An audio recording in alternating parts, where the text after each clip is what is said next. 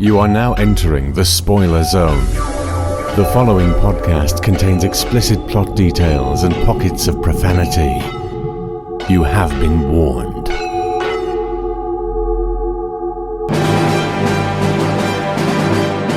The Exton Moss Experiment. Adventures in Wine and Space with Simon Exton and Ken Moss.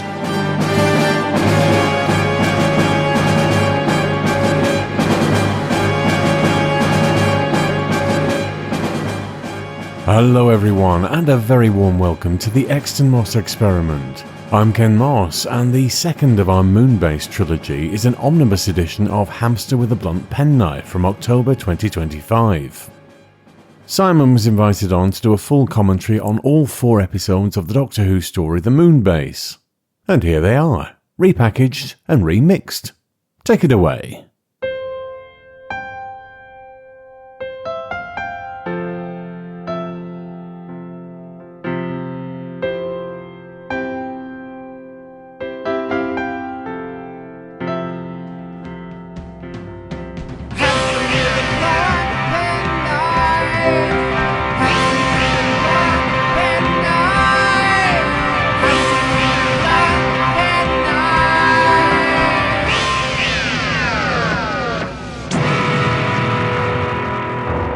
Hamster with a blunt penknife would do it quicker.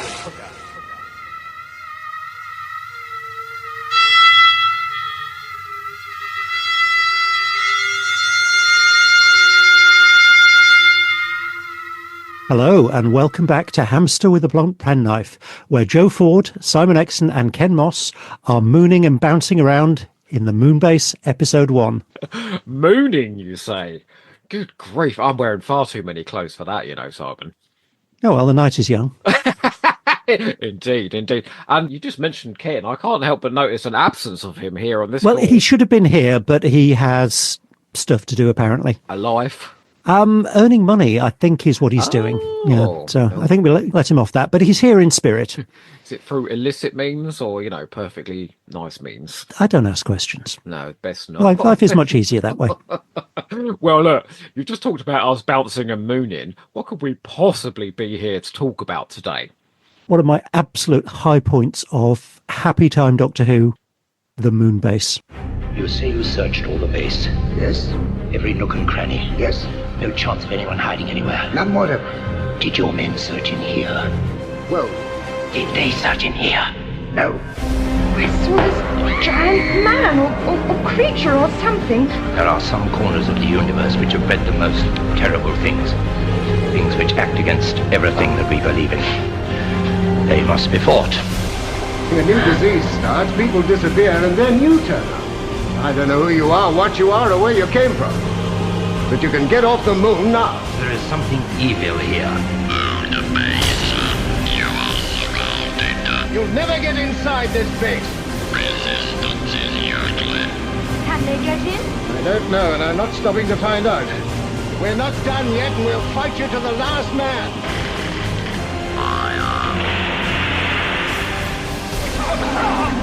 They punctured the dome. The oxygen mask. You will be eliminated. Evans, you've got to concentrate. Your brain has been altered by the Cybermen.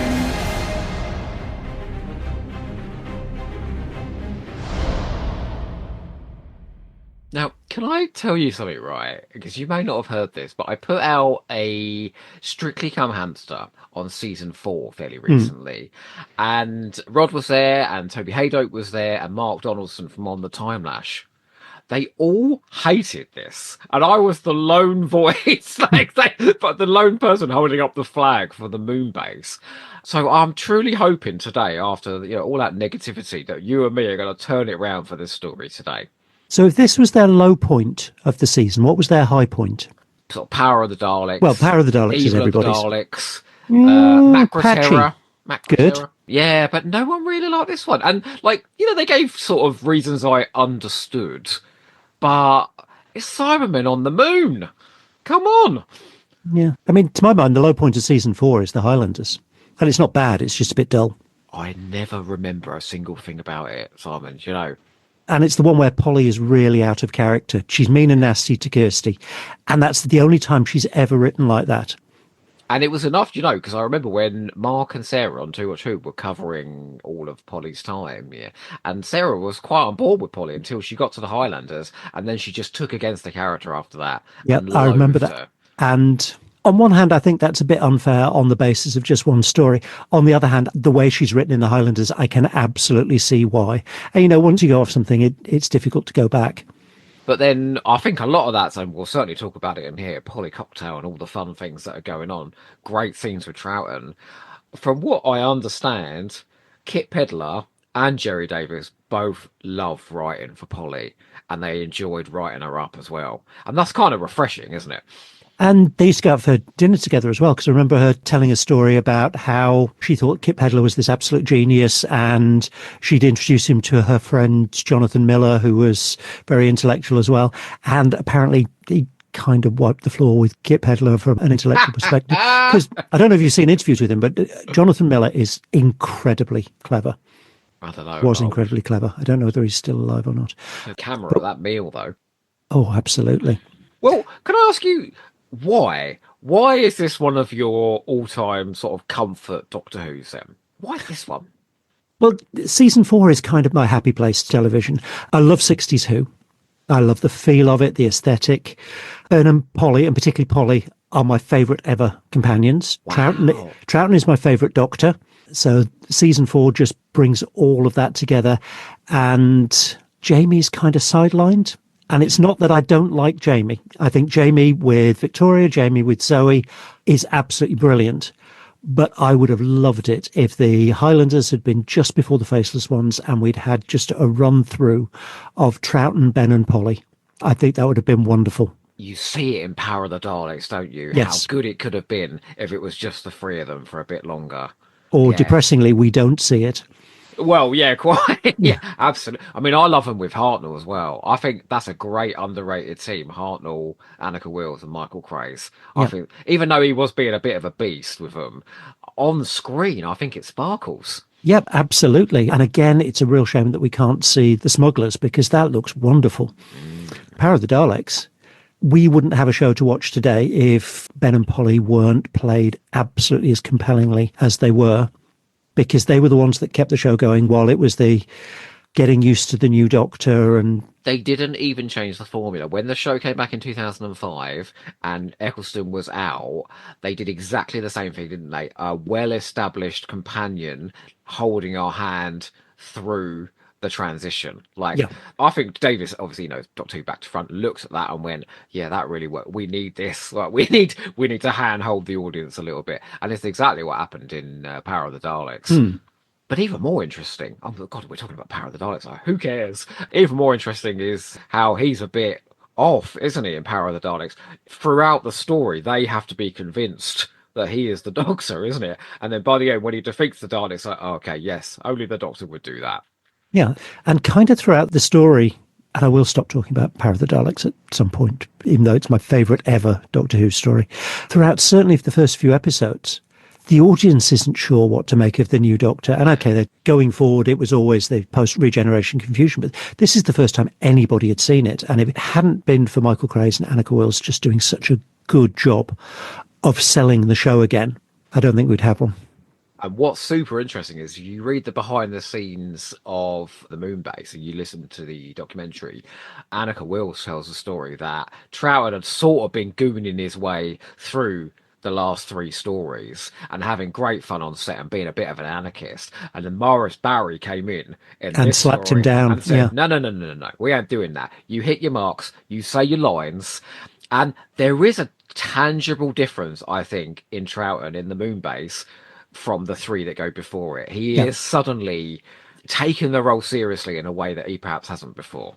Yeah, and everybody says this is the point where he found his feet. It's probably this is the point where his feet were nailed to the floor. Well, we've got 4 episodes to talk about the Moonbase, so I do want to ask you one more question before we go into episode 1. That's the animated episode 1, everybody, by the way. Why the 60s? Now, does your interest lessen as you go into colour? What is it about the 60s that you love? I don't really know, because I'm I mean, I do like 60s pop culture outside of Doctor Who. I grew up around 60s music because that was my mum and dad's record collection. I could say I was born in the 60s, but it was very tail end. It has just always massively appealed. And one of my favourite scenes in any of Doctor Who is the Inferno in the War Machines. Oh, the hottest night spot in town, you mean? That would be it. Oh, dig your fab gear. Yes. I would say with about the 60s, if you took out season 5, because season 5 is quite formulaic, yeah. The rest of the 60s is so, because I think 6 and 4 is as well. They're so vastly experimental. It's the show just sort of saying, we could do anything, we can go anywhere, let's just go anywhere, before you sort of go into identifiable periods, the unit era, the gothic horror, the sort of the cat and battle spaceness of Graham Williams, the whatever happened in the 80s. Yeah, it just feels like you can go anywhere. And I think that's never better exemplified than when, they slap down a script on Annika Wills's mat saying, we're going to take you to the moon before we've even gone to the moon. And there's going to be Cybermen there waiting for you. Wonderful. Absolutely. Well, look, do you want to count us into episode 1? And let's see what treasures are to be found in the Moonbase. 3, 2, 1, go. How do you find the animation? Pretty good. It captures the regulars reasonably well. It is certainly one of the better ones because there have been some dreadful animations. Oh, you've seen the Reign of Terror, have you? Oh, with Hartnell and his millions of teeth. Yes. And cut like a Quentin Tarantino movie. Yeah, the worst of the lot, by far the worst of the lot, is Web of Fear 3. It's almost unwatchable. God, yeah. You know those balloon men you see outside car repair places, sort of going back and forth in the wind? That's what they all look like in the Web of Fear, isn't it? It's very odd. Yeah, and I like the way they've got a sort of pop art style in this. About my favourite animation style is probably the Invasion. That was the first one, wasn't it? Yeah. I think that's beautifully done. Yeah. Because I don't think they're really going for what was on the telesnaps. I think they are doing that more here. But, Yeah. They use sort of shadow really well, don't they? And silhouette and things Yeah. like that. I think we're going to see some quite impressive stuff. Okay, do you think Doctor Who going to the moon is Doctor Who sort of getting ahead of the game? Because obviously there's a bit of a race at the moment, isn't there, as to whoever can get to the moon first? Well, I mean, you're 3 years before it here. But it's in the air, though, isn't it? That Well, they are... So, but I was going to say, at this point, it was an actual race because at this point, pre-67, it was actually looking as though the Russians might get there first. Oh, have you seen For All Mankind? No, what's that? Oh, it's a Netflix, I think. Recent sci-fi series about what happened if the Russians got to the moon first. Because the thing that gave the Americans their real edge was that the head of the Russian space program was killed in a car crash in 67. Ah. And the Americans were able to leap ahead. But with For All Mankind, it's the Russians get there first, it becomes a real space race, and they both set up moon bases and then end up with a race to Mars. It's absolutely fantastic. And each season covers about a decade. So season one is sort of... So it's an alternative timeline and you just see it go on and on and on? Yeah. Joe, this is ringing a bell. I think someone's recommended this to me before. It's really good. And it's got one scene that lots of people talk about where they just smash the Bechdel test apart because it's a scene with a couple of astronauts, both of whom are women. All three of the mission controllers are women. And the American president who is addressing them is a woman. Well, I mean, I don't think we're going to see the Bechdel test smashed in this story we're watching Well, today. no, that's very true. We'll see a lot of coffee getting made, but now, you know what? The set designer goes, when they did go to the moon, yeah, and the sort of grainy footage came back, he goes, we didn't do too badly, actually, when we did these sets. And actually, they do better than Moonbase 3 does, about 8 years later, after they'd actually been to the moon. I mean, don't you love all this stuff on Kirby Wise, flying about? The kids must have loved this. Yeah, absolutely. And you can see in episode 4 where they're repelling the Cybermen just how much fun this must have been. I mean, it's telling. It's telling, Simon, that at the tail end of Hartnell's time, so around the Savages, Yeah. the show's getting about 4 or 5 million viewers. This is the highest rated Troughton, and every episode got 8 million. So I think they've got the hot new TARDIS crew in that the kids have loved. We've got a new Doctor in who's a lot of fun that the kids love. Then we go to the moon, and then we add Cybermen to the mix. And no wonder we're over 8 million per episode. Yeah. Do you want to know my theory about the TARDIS at this point? Please. I think the Doctor has been able to control the TARDIS since Masterplan with the Monk's directional unit, because at the beginning of this, it's all about, I'll take you to Mars, and the only reason they don't get there is because the gravitron gets in the way. There are other things like the Doctor offering to return Victoria home at the end of Evil, or take Zoe back to the Wheel in the end of Wheel in Space, or later on in the show's history, how Victoria manages to disappear off and study graphology for a bit. I mean, from story to story, right? I mean, generally speaking, he's not trying to get, apart from this story, he's not really trying to get anywhere, is he, in this era? I think he's been able to control the TARDIS. And because Hartnell was desperate not to be alone after Susan and Ian and Barbara went, he just didn't tell people that he could control the TARDIS. Oh, bless him. And then by the time Ben and Polly come along and they've been sold the lie, Troughton can't walk back on it. And then Jamie hears about it and he's constantly, oh, you know that blah, blah, blah.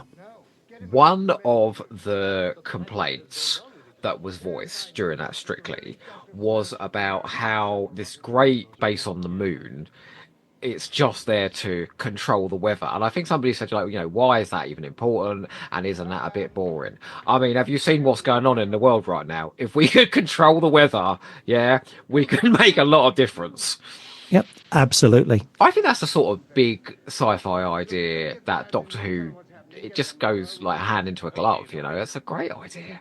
Yeah, and they will be there to control the weather because it's making money for somebody.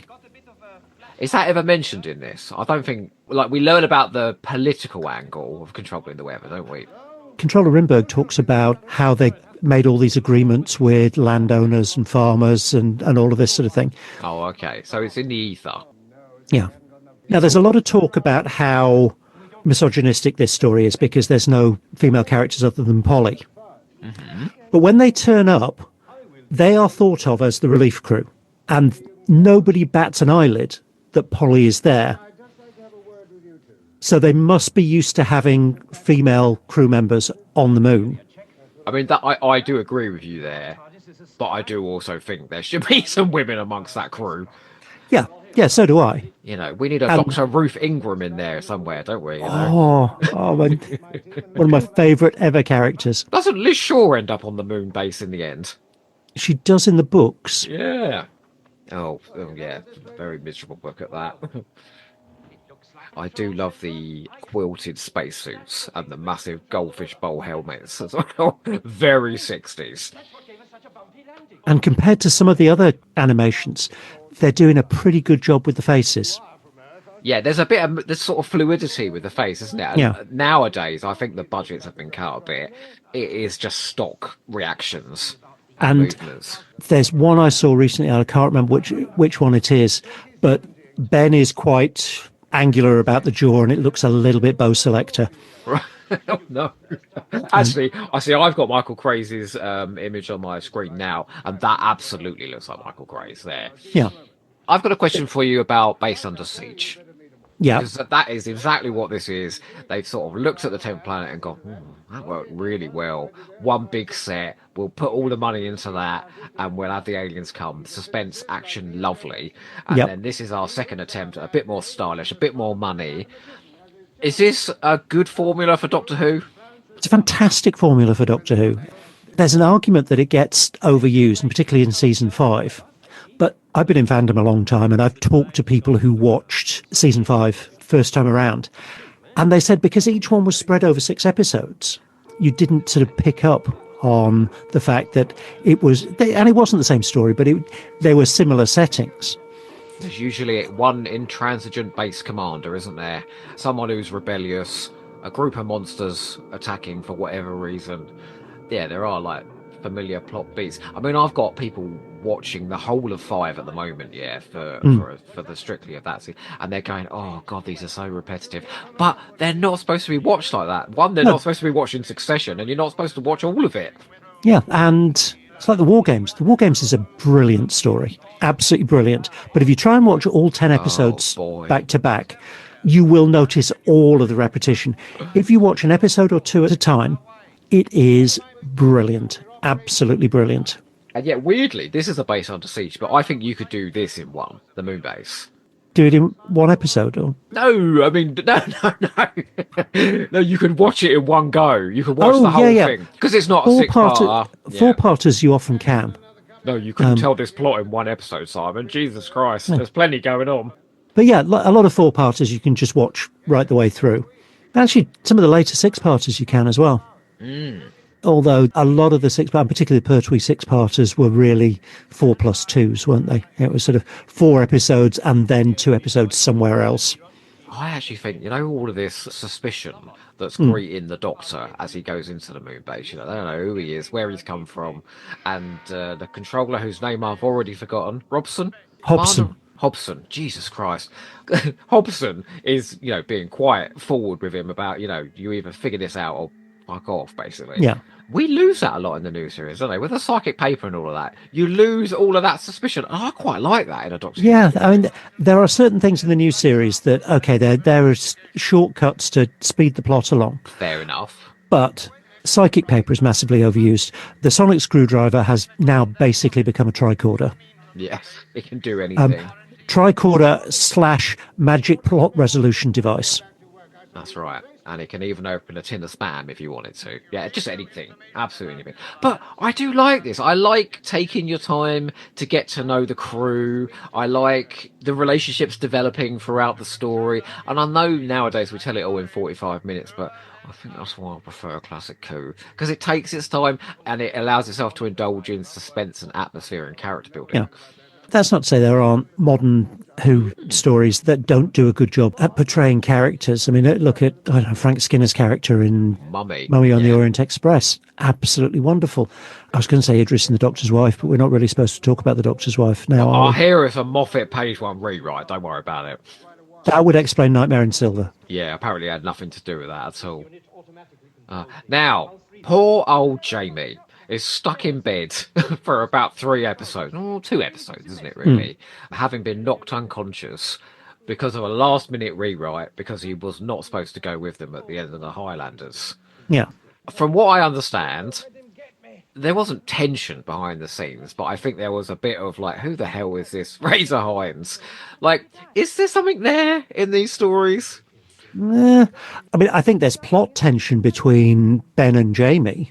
That comes up in this where, okay, it's a couple of episodes' time, but Ben's going to go off and fight the Cybermen with the squirty guns.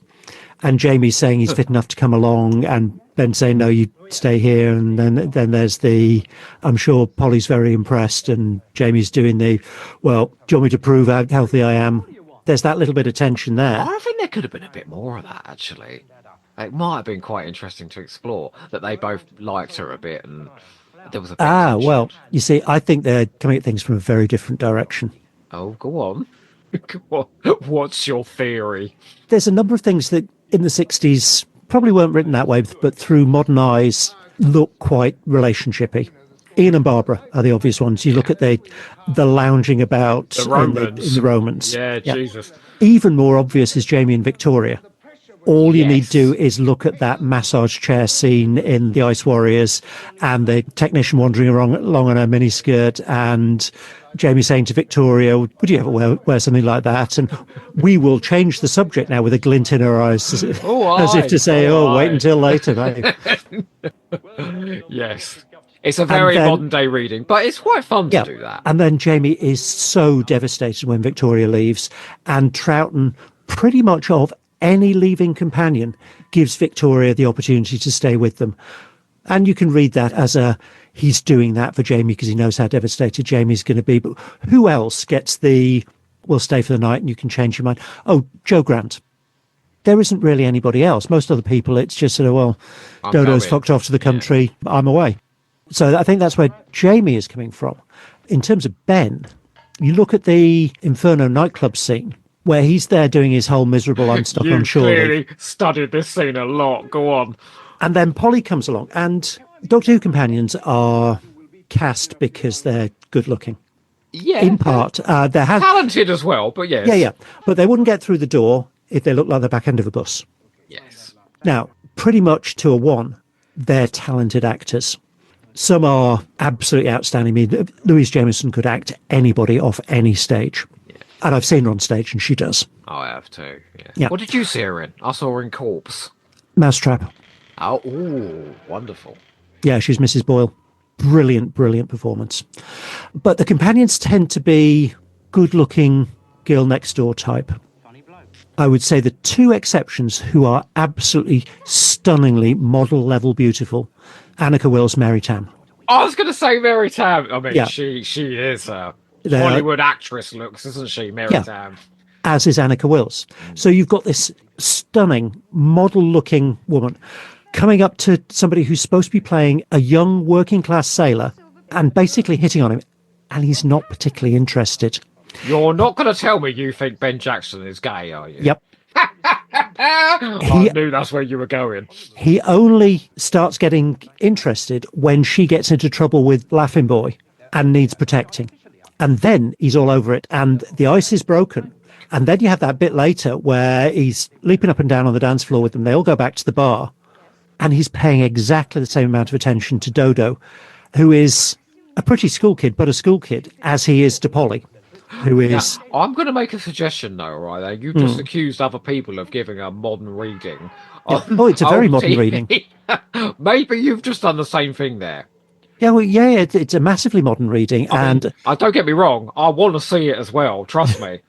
and I'm sure that Ben and Polly were written the way that they were, so that they could be seen as mates larking about in space and nothing untoward. Actually, do you know what? No. I think you've actually done me a favour there, because when you take away the sort of coupley thing, and then you've got the Dolly Bird and the sort of common gay best friend, that's an even more fun mix. Yeah, so it becomes Polly the Beard. It does. This is not where I thought this conversation was going today. How wonderful.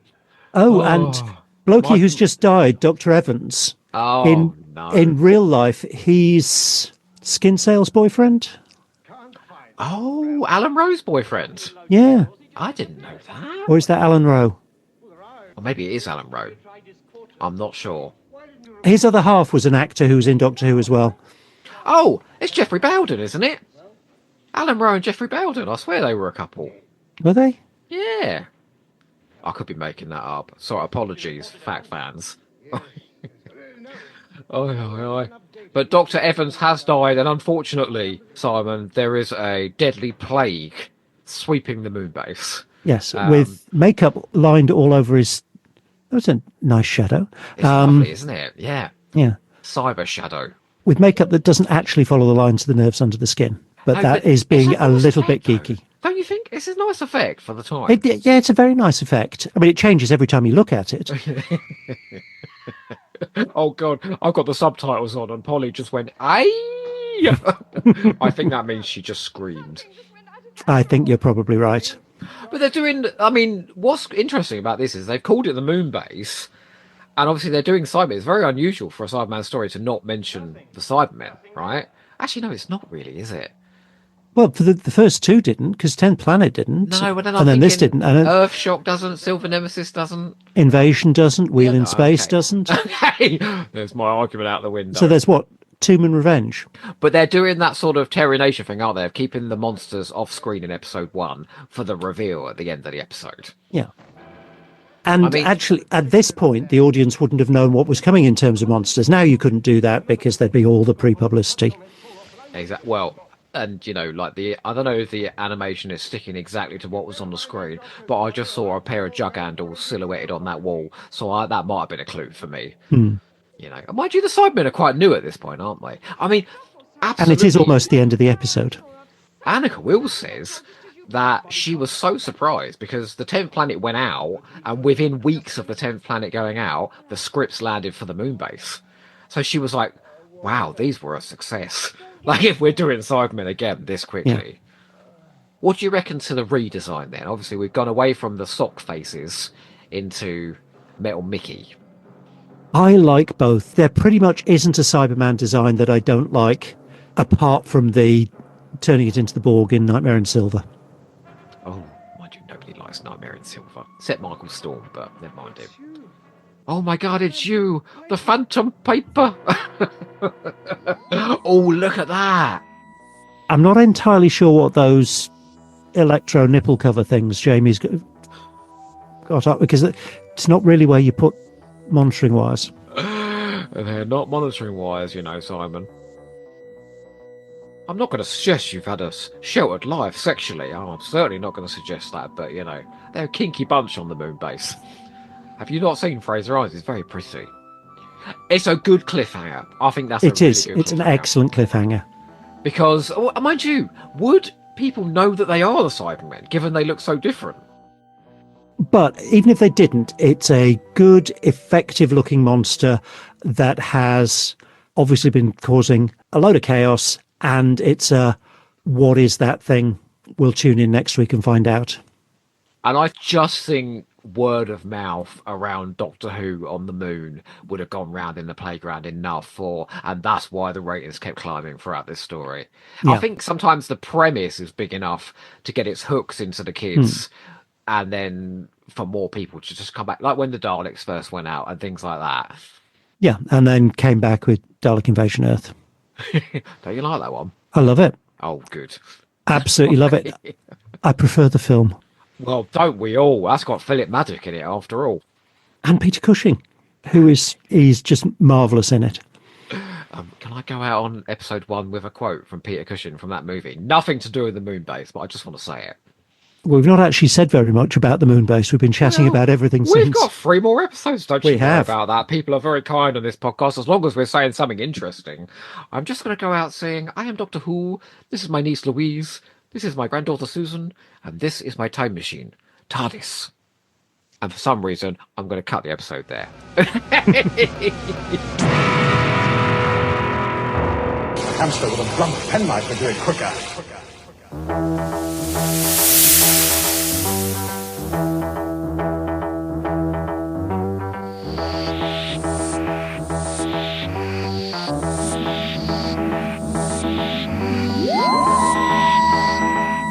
It's in the sugar, Simon.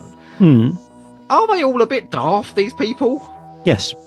Oh, okay. Well, that was a very succinct answer. Thank you. But, you know, hindsight is 2020. Like, the second some people are not other people are being infected by this thing, oh, you're a doctor? What would be the first course of investigation? Actually, first course of investigation would be to look at the patients themselves and work out what it is that's doing the infecting.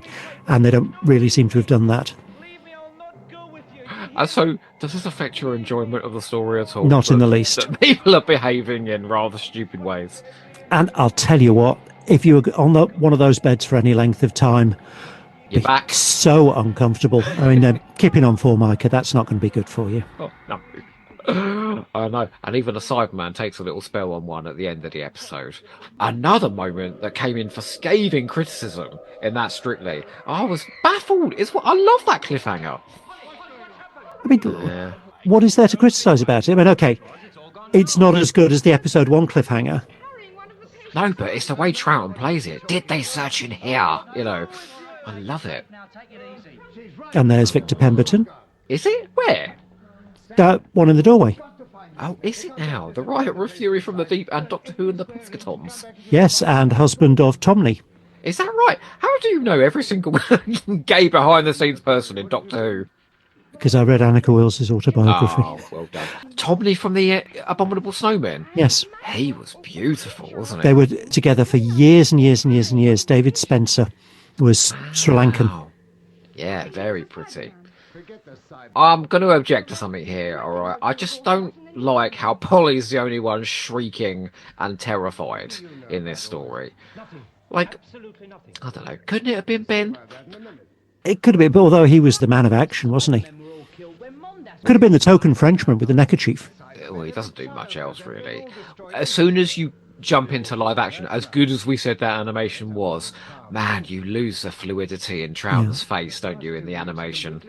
And the quality of the sets, because for all of taking the piss out of the beds, that's a good looking set. I think the main Gravitron set, with the Oh, windows brilliant. looking out on the moon, that's got real perspective to it. Yeah, I always say, it's become a bit of a cliche, the fact that they did all of this in these pokey studios and created whole worlds. It's just like you and me did the Web Planet before. It's just extraordinary the places they took us to on Threepence. And, you get something like the Chase or the Keys of Marinus, where they're doing a completely new environment every single episode. I mean, sometimes you can tell, right, budget-wise, but they still go for it, though. Yeah, the ice caves were a little limited. I mean, I think the importance here on the Moonbase is this has to feel like a functional working environment, and it does. Yeah. There's a sick bay, there's the main Oh, room, the quote. there's storerooms. It's go the on. quote. You do it, go on. There are some corners of the universe that have bred the most terrible things that act against everything we believe in. They must be fought. This disease, after all, isn't really a disease at all.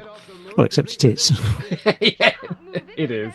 Do you know what? I love Troughton in this, when he's going around on the floor taking people's shoes off and stuff. And Polly's sort of creeped out, hanging onto herself, acting in the background, nervy and twitching, and still obviously just recovering from seeing the Cyberman. She's absolutely brilliant. And do you know what? Right, when you read her autobiography, what she was going through while she was making Doctor Who, well, the fact that she came in and gave the performance, there was some pretty dark stuff happening in her life at this time. Yeah. I mean, I don't want to undersell Michael Craze either, who I think is a fine actor. I feel as if Ben, in maybe 3 stories, he gets the material he deserves, and the other times he's sort of forgotten. And a lot of his high points don't exist. Yeah. Because he seems to put in a brilliant performance in the Macro Terror, but obviously we can't see that. He's great in the Smugglers as well. That bit, where they're in the cell and they're going, "Tom, come in, Tom. Oh, I've done a spell on Polly." It's great. And he does well in the War Machines as well. I think what you see in the Moonbase is the potential for just the second Doctor and Polly, because they have some wonderful scenes in this episode together when they're in the sick bay and she's like, do you think there's something that you didn't learn in 1886 from Lister that may be useful now? And it's like, oh, Polly, please. They're really great together. But Ben and Polly are really, really great together. I mean, the whole Cocktail Polly scene. Yes, yeah, that's fabulous too. And they get loads of Macro Terror again, like Ben and Polly, when he turns bad. All of that stuff's really interesting as well. Yeah. They are a great pair. I'm a bit baffled as to why they were so summarily chopped out of the series the way they were. When I was a baby fan, it was always said that it was because Annika Wills was becoming a bit too prima donna-ish. Oh, wonderful. That just makes me love her even more. But she comes across as a bit too much of a hippie to be that prima donna-ish, but you can never tell about people. An enormous spider has just walked across my desk here, do you know? That's why I looked a bit shocked then. Oh. No, he's gorgeous. He's just gone beyond the thing now. I love spiders. Sorry, go on. I used to have a pet tarantula. Did you? I mean, I'm not allowed a pet tarantula, which is why I've got this sort of mechanical one on the desk. Oh, no, I used to keep spiders and I used to keep snakes. I'm not sure I could handle the snakes. Snake was much more interesting. The spider didn't really do very much, and its food used to escape and try and eat my wallpaper. I've totally forgotten what you were saying about Polly then. Go on.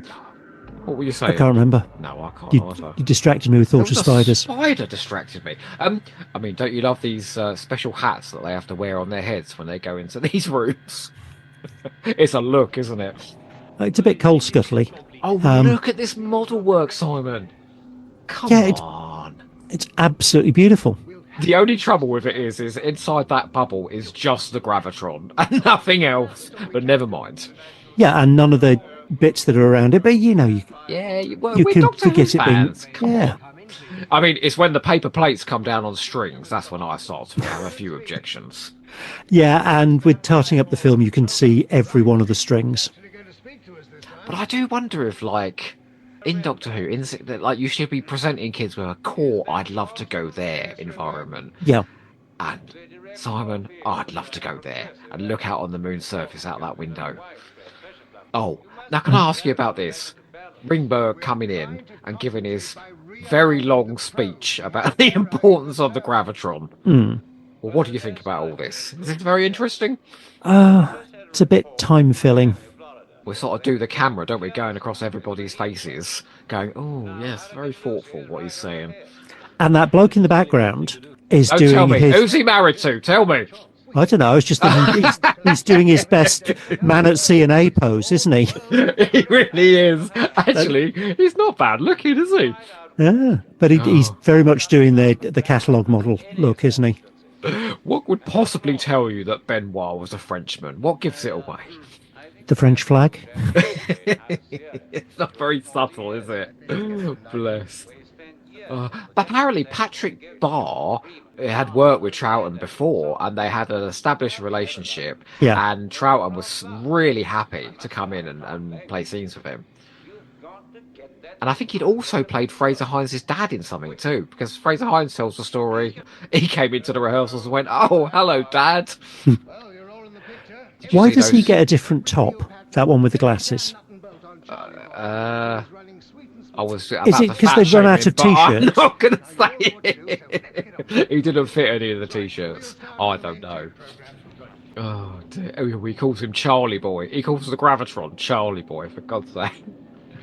One of the objections, again, in Strictly was that all these characters are a bit dull and functional, and like they don't really have a lot of personality. But my objection to that argument was it's supposed to feel like an actual place. I know it's a sort of unrealistic setting on the moon, controlling the weather, but the whole point of it is it's supposed to be people from all over the world coming together to run this stuff and feel like a functional working environment. Yeah. And then you add the Cybermen to the mix, and then you add the Doctor and his great companions to it, and that's fun. My words fell on deaf ears, unfortunately. Troughton wandering around with his Yeah. with his forceps. I mean, I think you'd know if someone was cutting off a bit of your trousers, wouldn't you? Jesus, they are. Did you see how tight those trousers were? You'd certainly know if they were being hacked about a bit, wouldn't you? I think so, yes. But it just gives Troughton a chance to do physical comedy, which he's gorgeous at. I would have loved. I mean, obviously, Confidential is long in the future, but I would have loved to have seen these Morris Barry, Troughton spats. You know. Yeah, and you'd notice somebody unlacing your boot, wouldn't you? Well, yes, I would. Although, to be fair, look at this fella coming up behind him. Oh, sorry. I mean, what's he going to do with a boot? And actually, they're pretty much exactly the same as the Cyberman's boots, aren't they? Suspiciously so, yes. They're ripe for conversion. Yeah, see, look, Ben had one line there, and she's like, "Right, off you go. I'm due to be scared by the Cybermen again. Off you pop." Yeah, and it shows that Kip Pedler knew what he was talking. Sorry.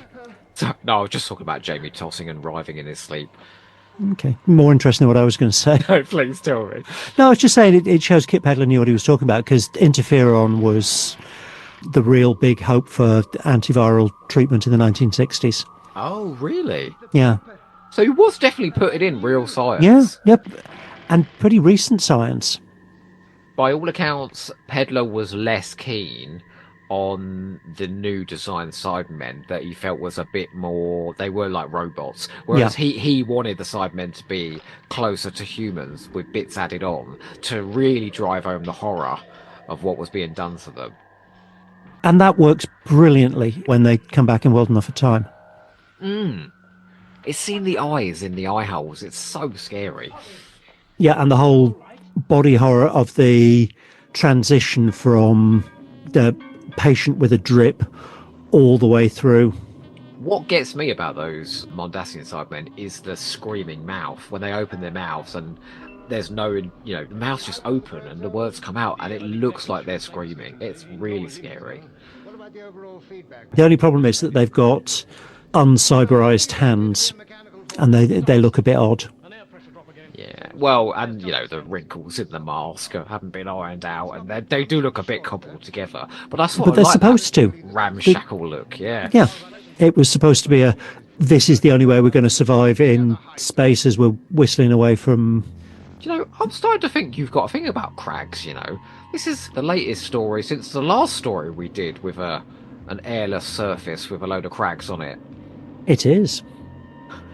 Well, Vortis isn't airless. They just need their magic space anoraks. Well, there's sort of anoraks in this as well. I'm noticing a thing. Oh, look at this enormous hole in the wall that the Cyberman comes through. It's sort of cyber-shaped as well, isn't it? Yeah. Bless him. Aye. Can you understand why some people might not have patience for this? I can. I don't agree. I think it's incredibly compelling and entertaining. But, we all have different tastes. I'm sure somewhere there's somebody who likes The Invisible Enemy. But, You must have spoken to him about it, and he's not here today. Our third was going to be Ken. What does he think of this? He quite likes it, but he's not as massively keen on it as I am. But that's pretty much his take on 62. See, my two classic happy places are 62 and the Hinchcliffe-Williams era. Okay. Because Hinchcliffe-Williams was when I was growing up. They were the ones that I watched as a kid. Do you know what my two happy places are? It's the Williams Who and Jodie Whittaker's Time. Now, look, you just said we all have different tastes, okay? Yeah, absolutely. And I think she put in an amazing performance. I think she was absolutely superb with very few scripts that allowed her to do anything. I think that about Capaldi as well. I think he was superb, but very, very rarely did they write to his level. Yeah, and Colin Baker was the classic equivalent. Yeah. Troughton, on the other hand, I think both. Yeah, but Troughton was good enough. Go and watch him in The Dominators, where he's, arsing about doing those tests in episode 2. He's wonderful fun. Yeah, and flailing about in their different foam machines. Did you notice then that Morris Barry kept the camera on that man's bottom going up that ladder for about 6 seconds? Did you notice that? Yeah, so did I. Here we go. Here's the Doctor and Polly doing their investigations. Crime scene investigations with Polly. Oh, I think they got great chemistry, this pair. This is the episode where he tells her to go make the coffee, isn't it? Are you suggesting that I'm not confident to carry out these tests? Oh, no. I was just... Yeah, she challenges him that he might not know what he's talking about, and he just says, why don't you go make some coffee? Which is fun, right? And Annika Wills brilliantly in that documentary. She goes, look, I've received a lot of questions in the past about making coffee in the Moonbase. She goes, I'm just here to tell you now, right? Polly loved being with the Doctor. She goes, if the situation was tense enough, she'd fucking go and make the coffee, all right? Like, she would do it for him because she loved him. Yeah. Now, leave her alone. She's really got some spunk, Annika Wills. She knows her mind. Yes, I remember, because she was a guest on, with a couple of the other Doctor Who girls on a Clive James show. Oh, and shit. Yeah, and he wanted them all to do their Doctor Who companion scream. And she refused to. She said, no, the time for that is past. This is the 80s. If you brought on some of the lads and got us all to do the screaming, yeah, I'd join in. But if you're stereotyping me as female screamer, not doing it. Brilliantly. At one of these events, she goes about when they first did the animations of her, and they send across what they're doing for approval, and she said, "No, that doesn't look anything like me. Can't you get it right? Like, Jesus Christ, I've got a very simple face to get right." And by all accounts, the first Big Finish script as well, she weren't going to do it. There's Steve Lyons one, Resistance. She said, no, this is not who Polly was. Very protective of the character, and they had to sit down and nail out the script with her until she was happy. Have you seen her in other stuff? I've seen her in some Avengers. Oh, Dressed to Kill. The one where she's the pussycat. And she's a shop assistant in another one. No, she did an ITC show. The way they used the Cyberman shadows there was really nicely done. Oh, this is so funny now where they all sit around. Right, we're going to have a coffee. And then he just suddenly goes, it's the sugar! That's why. Because someone dies right in front of him. I mean, it's very Scooby-Doo, but I love it. Coffee? Well, Doctor. Sugar? Oh, sorry, what was you going to say about ITC? Oh, yeah, Strange Report. She was the female lead in that. It was the format that they had with things like the Champions and Department S, where you'd have 3 leads, 2 men, one of them usually American, and a woman. And she was an artist who helped out the team. Any good? She's really, really good. Oh, not her. I mean the show. I hadn't noticed that there. That flag was Australian, wasn't it? What, the fellow who died? Yeah. And the one who was standing up at the back. Yeah, there you go. That fellow who's standing up's got a... This is going to sound terrible, and I apologise to everybody, but I can't remember the difference between the Australian and the New Zealand flags. Oh, I haven't got a clue. I mean, I'm absolutely hopeless when it comes to flags. I'm so sorry. This is so funny. The fella's just died, right, after drinking his coffee. And then everyone sits down again to drink their coffee. Like, no one thinks it could be in what he was drinking until the doctor smacks it out of his hand. Oh, well, at least they know the cause now, right? Oh, and they've just been grabbing hold of this sugar dispenser and using it all over the place, and now he's got to have forceps with it. Do you imagine, is this a genuine slide? Like, is this stock footage of a virus at play that we see in a second? Or is it just a made-up special effect? No, neither. It looks like footage of a fungus growing. Oh. I believe they have deliberately infected the base. My men have said every Okay. square inch of the base. Well, at least they know now. A cat, let alone a Cyberman. Is this... I think this is... Yeah, this is the cliffhanger now, isn't it? Oh, not far off. Yeah. He goes Oh, now. he's- Yeah, it's literally now. Troughton's face, look at him. He's... Simon, did they search in here? There's people in here, so they probably... And his performance is absolutely compelling. Yeah, this is why I just can't understand the criticism of this. A lot of Doctor Who cliffhangers, it's less the threat, which is often badly realised, and more the performance, right, of the people that are scared. And the space adventure music kicks in here now as well, doesn't it, as he's looking around the room. It's just the fact that it's those very comical shoes sticking up out of the bed that makes it quite funny. But you might not notice that on the other ones. I mean, they've all been nicely tucked in with their kind of hospital corners. Did you see Troughton's face then when he turned round? My God, that's so great. That sort of look of apprehension as he realises where the Cyberman is. The whole, it's behind you. But also as well, the idea of the killer's in the room here with us, that's really scary. Yeah.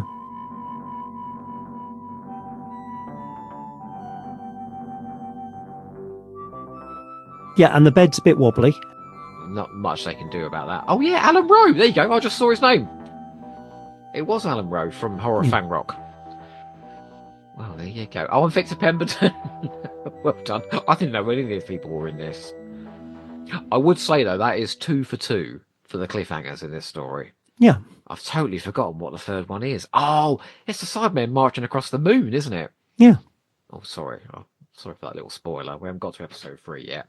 Well, are you It's ready? possible that the people listening to this may have an inkling of what goes on in the story. Yeah, but they're all wrong if that's strictly episode something to go by, all right? We're trying to convince them otherwise. I mean, I think this is quite popular, right? The Moonbase? This is quite a popular story, on the whole. Realistically, how popular is 60s Who, apart from the colorized? And I think the colorized stuff is brilliant and bringing a whole new lease of life and probable audience to it. So what do you think 60s Who is a bit of a niche love? I think black and white television is a bit niche. Oh, I'm a bit niche then, because I really love black and white TV. Oh, I think so do there's an atmosphere to it that was never captured again when we went to colour. A hamster with a blunt penknife would do it quicker.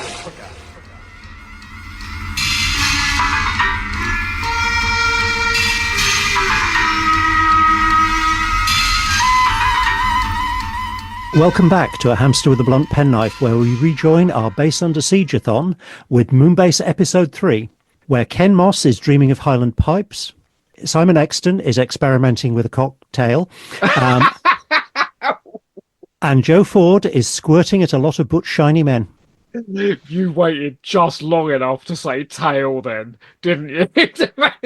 I've even got it written in the script with a hyphen. Dramatic pause here. And I'm doing, what did you say? Squirting over who? A lot of butch, shiny men. Oh, yeah, I did go to a party once. No, I'll tell you off camera. Oh, no one needs to hear about that. I Oh, dear. suspect you have a number of listeners who do, but I feel like you should be doing intros for every episode of Hamster with a Blunt Pen Knife. We start every single one like an episode of Are You Being Served X-rated. yep, you want me to write them? I'll write them. Well, look, this is our third day of the Moonbase, and we're here to watch episode 3. This is the episode I'm least familiar with, do you know? I don't know why. I was watching it earlier and I was like, I really don't know anything about this episode at all. And it seems to be the one with the most dramatic incident in it as well. Do you know, after Power of the Daleks, Moonbase 3 is probably my most wished for episode return. Why is that? Cocktail Polly. Oh, what, all the foam sort of coming out and... No, it's really the Cocktail Polly scene where she's working out how to dissolve things. I was doing my chemistry A-level at the time, and on the strength of that, worked for nearly 20 years as a professional chemist, and a chunk of the interest in chemistry was the fact that at about the same time I read Doctor Who and the Cybermen, the Target novel. It was one of the earliest ones I read, and it's, I think, my favourite Target novel, and I just love the Cocktail Polly bit. It's one of my favourites. So, well, if you was doing your cocktail degree, forgive me, I mean, that would be a fun degree, your chemistry degree, to have chemistry actually being done in a Doctor Who story, that must have been absolutely thrilling. Chemistry A-level is before I did, and I didn't exactly do a chemistry degree. I kind of got a sideways one, because I left school and I went to work in a factory. It was a chemical factory. I was working as a lab tech in the analytical department, and they used to pay for us to go day release to college. So I got a day release degree, and it took 5 years instead of 3. But you got it done. But I got it done, and that's where I met Andy Trowbridge from around the archives. He was working in the same lab. And is the chemistry accurate in this? Well, solvents will dissolve some plastic. So, yeah, it's more accurate than scrattling bits of gold across it. Okay. Well, let's... I mean, it is one of Polly's best moments in her entire run. Should we go and watch it? I think we should. Okay. Well, count us in then. Go on. Okay. 3, 2, 1, go.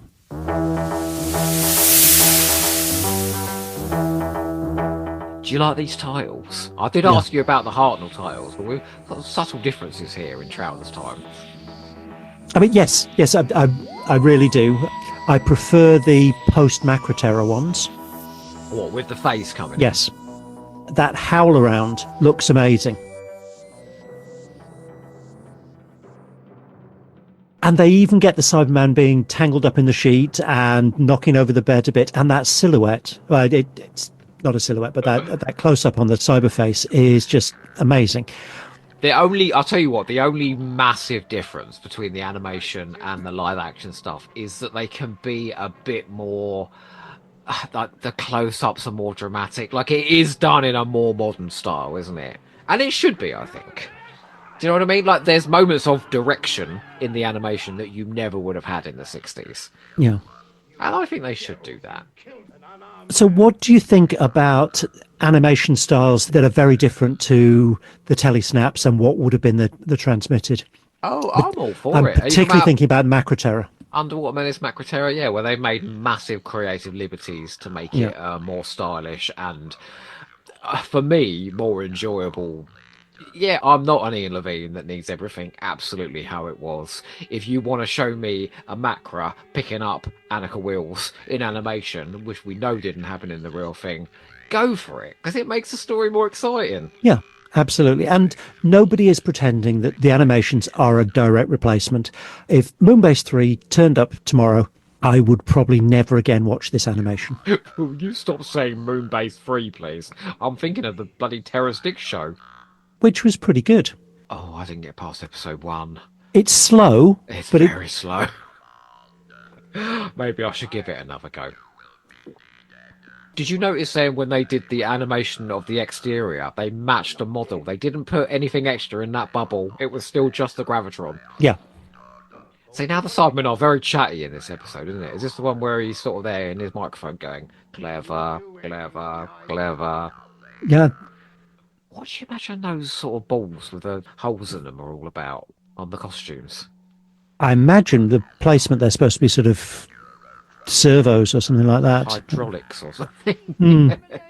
which would explain why they're linked together by tubes. But it might be that somebody just had a massive bag full of those holy ball things. Are the Cybermen one of your favourites? I'm not sure the Cybermen specifically are favourites, in the same way as Daleks specifically aren't favourites, but they appear in some bloody good stories. I mean, if you ask me which is a more interesting monster, the Cybermen or the Mutts? You're talking about the mutants now? Yeah. Okay, go on. Mutants are much more interesting conceptually. No doubt about it. But the Cybermen are much better realised. Well, I don't know, the Mutts are pretty well done in those caves, you know. I think The Mutants is a massively underrated story. I really like it. A lot of people are telling me that right now, you know. Especially since I was very mean about it. I mean, the other one is the Time Monster. I really like the Time Monster. Well, we started a Time Monster commentary years back, didn't we? We did. And finished it. The great unfinished hamster commentary. In fact, I started one on Colony in Space with somebody else that I never finished either. It's the... Dr. Simon Exton is now brandishing his... A dildometer. With the great master detector from the TARDIS sniffer outer. Was that quite small? Because that was quite large there in the camera. That quite a small little prop. Yeah, it goes with the... I'm not trying to dildometer shame you. It's very small, isn't it? One of the dodgiest props ever. Oh, it does make us chuckle though, right? Well, I've just realised as well, with the veiny sort of zombies, that's another really fun idea, right? This story is just packed full of stuff for kids. yeah. And, you know, those black lines, all you need is an eyeliner and...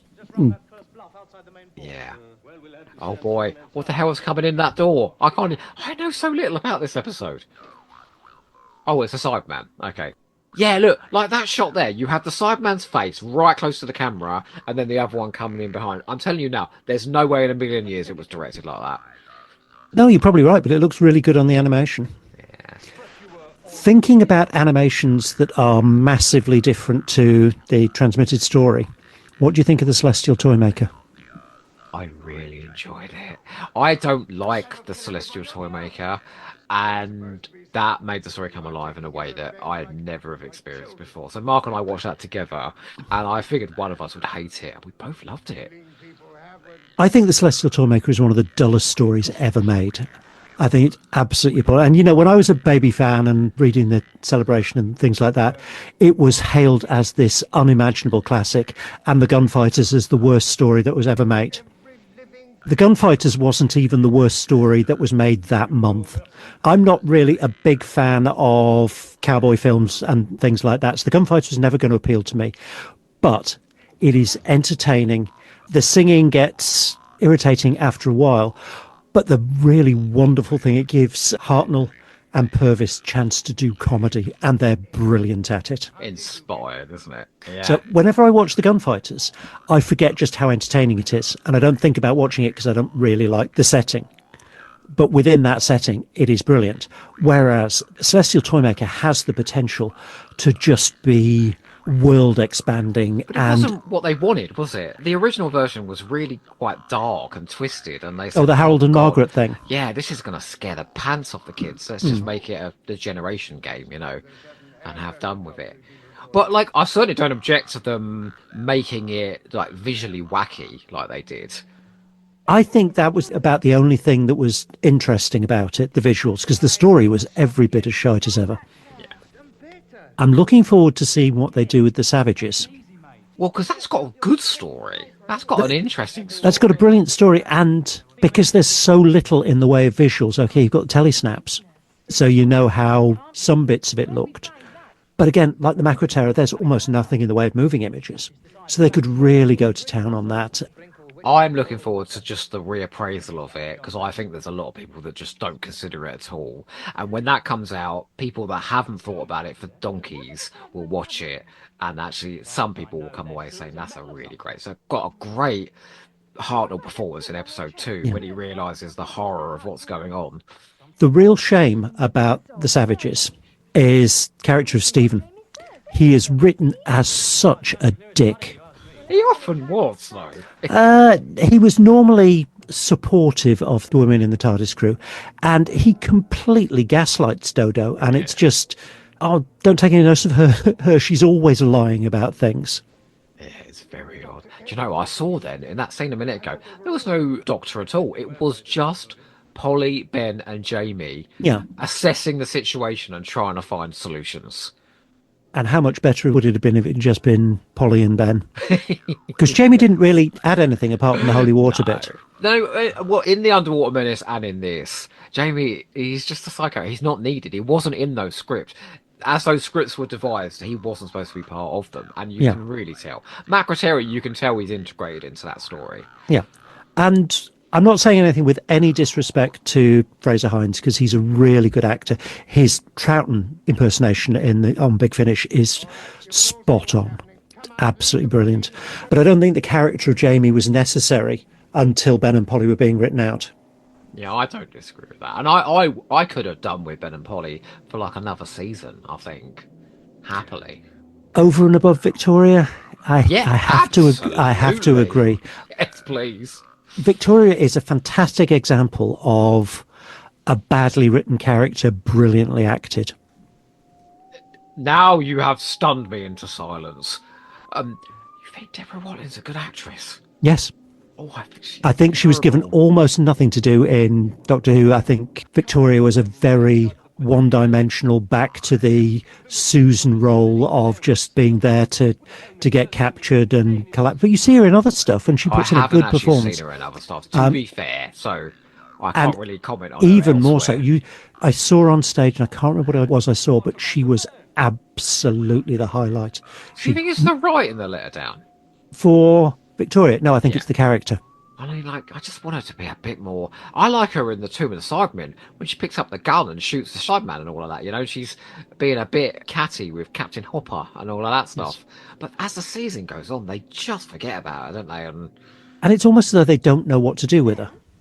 Actually, that's Pedler and Jerry Davies again, isn't it? Right, in Tomb of the Cybermen. Oh, here she goes. She's making her cocktail now. And Victoria's certainly the least interesting of the Troughton companions. Yeah. I love Zoe. I think Zoe's great. Zoe's relationship with Jamie is interesting because Jamie reacts differently to each TARDIS team he's in. So with Ben and Polly, and they're so tight together, he's kind of just left on his own as the third wheel. With Victoria, it's very protective / relationshipy. And with Zoe, a lot of the time it's Zoe that's in charge. And he is a little adversarial, wasn't it? Certainly to start with, yeah. I quite like that, though. Yes, yeah. I think Zoe is a great character. I think it's very telling that the only time she really lets her hair down and relaxes at all is with Isabel. Oh, I love those scenes. I think Invasion... How utterly patronising she can be to Jamie. Now, do you think you can manage that, Jamie? Oh, yes. Oh, and then she talks about her dolly soldier. Oh, yes. Well, that's another great Cyberman story, that. Yeah. And for all I thought, Anne Travers was a wonderful character. And had she come back to the Invasion, it would have been a very different portrayal. Isabel is wonderful. Oh, no, it's very rare for us to have a dolly bird in Doctor Who, isn't it? So it's nice that she's there. I like it when she goes, "Hey, are you stinking rich?" I love that line. Sorry, I'm talking all about these girls over the Cyberman invasion of the Moonbase here. Oh, is this the bit where you hear the Doctor's thoughts? Yes. He's literally, yeah, that's an odd choice, isn't it? I can't offhand think of another example of where that happens. Oh, I don't think there is. Oh, apart from, is it in the Underwater Menace when it goes round from person to person and where they're thinking that they've arrived? That's in one story. But apart from that, no. Puzzling something out. Yeah, there's the Doctor vocalising his thoughts at the beginning of Face of Evil because he's on his own. And it would either be that or Tom Baker traipsing through the set in silence. And when was Tom Baker ever going to do anything in silence? I've just thought of another time when we hear the Doctor's thought processes in a very laborious, dreary, tedious episode. Heaven Sent. Oh, boy. He doesn't stop thinking in that episode. I've just lost everybody that was listening to this now, but I don't care. I mean, it's not the worst episode that's been done. It's not the greatest either. I haven't seen Heaven Sent since my last big rewatch, which is when I was recovering from COVID. Did it feel like a mad fever dream when you were watching it? Pretty much everything did when I was recovering from COVID. Yeah. I've done 2 recovery watches of Who, and there was a lot of time where in the middle of lockdown, and I was still ill, so I was still infectious, so Alan couldn't go into work and could work from home. And I used to just about get down to the front room, and he'd put on a disc and then come back a few hours later to change the disc over, and I wouldn't really shift from off of my chair. You would start watching it whether you wanted to or not. There's probably a few that I fell asleep through, to be honest. Certainly wouldn't have been the Moonbase, so if we'd put that on. No, actually, when I had COVID, I wouldn't have stayed awake for nothing. That's as ill as I can ever remember being when I had that. Yeah. And I was working on a COVID ward, and loads of us came down with it, and I ended up in hospital myself for a couple of weeks. And, you know, I'm not going to go too far down this route, but Doctor Who's commentary on COVID this Christmas. Yeah, no, let's not. Let's not. Let's not. Honestly, one of the worst episodes I've ever seen. Certainly by far the worst Christmas special. I hated it. Yeah, me too. For lots of reasons. Nothing at all to do with the Moonbase, though. No. In fact, I've totally lost track of what's occurring. Oh, here we go. Polly Cocktail, a go. Yeah. And actually, the one who's running forward and engaging with the Cyberman is Polly. The 2 fellas have gone to either side, and she's the one that's jumping in. Have you ever convulsed wildly whilst white liquid spurted out of you, Simon? Well, what a question. I'm not entirely sure I know what you're talking about, Joe. I think we all know the answer to that question without you even giving it. It's quite grisly, though, isn't it? I mean, when you actually see in Tomb of the Cybermen, that Cyberman, and it's the same effect with all the gunk coming out of him, and the Cyberman's sort of going, breathing in a really hard... It's strong stuff, I think, for kids. I like the fact they weren't scared to frighten the little buggers back then, you know. The smoke coming off it works really well. It looks like they've deflated the costumes there. Did you see? They look like sort of just costumes. I wonder if it was like that in the real thing. Well, probably that's the way it is in Tomb, isn't it? So what's really nice in 3 then is that the Cybermen are inside the Moonbase for the entirety of the episode, for the most part, and you know they are absolutely a threat from within. We've seen sort of how dangerous they are because people are murdered, and then in episode 4, it's a whole army of the buggers coming across the moon and trying to get in with their... Oh, don't you love that laser beam they use? That massive laser. And it's quite a nice contrast where you've got the... Well, that's nice, because rather than just having static faces in the background, all of the TARDIS team are looking around. They've got mobile expressions. Now Benoit's... Oh, he's lost his neckerchief, but he's outside in a spaceship. Oh, bloody hell, when he's being faced with an enormous gun. Now, why do they have 2 different guns? Because one's just like a little tube. We have lots of different guns here on Earth. Fair enough. As long as it gets the job done. I like with the Cyberman guns how everyone smokes when the beams hit them. They do like a physical effect as well, and so do I. That was quite... You know when Polly was squirting that Cyberman, when you said she sort of leapt forward there? That was really quite dynamic. Yeah, because Ben and Jamie sort of duck and cover, and Polly comes leaping straight in. And then when it's down on the ground, she's giving it more. She's joining in with both fists. Good girl. Oh my God, is Ben heading out into the atmosphere now with Polly Cocktail? Yes. Yeah, but surely that would just go flying off into the atmosphere. But he's got it in a bottle that he's just going to chuck. She was going to put more into the spray thing. And he said, no, give it to me in a bottle. Dear, the drawings of those Cybermen walking across the moon aren't too great. I think they may have been done in a hurry. I mean, this is great. They're heading out to the moon's surface to essentially throw water bombs at the Cybermen. What kid wouldn't want to do this? Oh, man, why do we have 2 and 4? I would really love to see this episode. Yeah. But 2 has the quote and all that medical investigation stuff.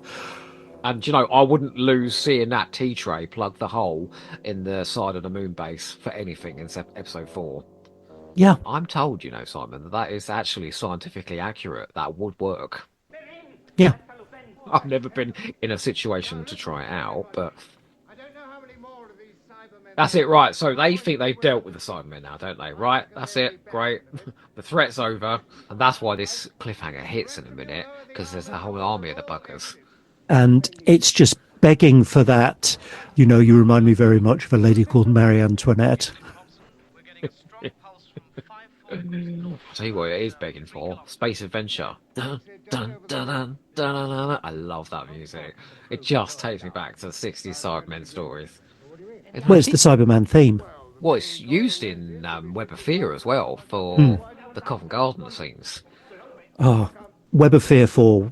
On audio, nothing, because it's all action. But the episode, I am so glad it wasn't that one we lost rather than 3. The sort of the desperation as the soldiers are wiped out. It's palpable, isn't it, in that episode? Yeah. Oh, incredible.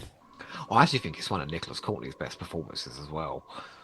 Yes, because at that point, you don't know what to make of him. From Invasion onwards.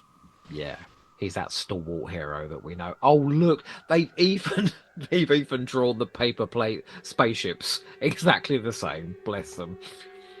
There's probably a bit of artistic license to this bit because there's not really any visual record of what it would look like, and there won't have been that close-up. What the hell's going on here? Oh, they're all coming out the spaceship. Yes. Yeah, because this is the walking across the moon sequence, isn't it? Again, they were criticising, saying, well, what sort of a cliffhanger is this? I said, it's an army of Cybermen walking across the moon. Will you just stop being a grown-up and enjoy that? And if you're going to criticise giant armies of stuff just coming towards you, then that's pretty much every single Russell T Davies penultimate episode ending. The Jadoon as well. I can think of loads of them. Yeah. I mean, the end of Pandorica opens as a massive army. Just because it's a menagerie, it's still a huge army. Yeah. No, I think it's wonderful. In fact, I think that looks gorgeous. Look at the Cybermen with the stars behind him. That would make a really nice art print. I'd have that on my wall. Yeah, I was just thinking that. Oh, now I know we're going into the last episode because you definitely see these feet. And what they've done on the set is they put sort of sand and then left a cushion of air so it goes. You watch when we go into the live action stuff. It looks really great. Moon sand. That was a great episode. I love Moonbase episode 3. I mean, I do love 4 as well. I do think, especially when they'll go flying off into the air on their wires. But that shows how much fun the episode 1 stuff with the TARDIS crew larking about would have been. And also as well, it just shows you how well structured this is. Episode 1 was all sort of suspense and setup. Episode 2 was all investigation. Episode 3 was base under siege. And then episode 4 is basically all action, isn't it? They're all trying to... the monster's at the door, you know? Oh, wonderful. So, well, are you ready to head into episode 4 and find out how on earth we're going to defeat the Cybermen? A hamster with a blunt penknife would do it quicker.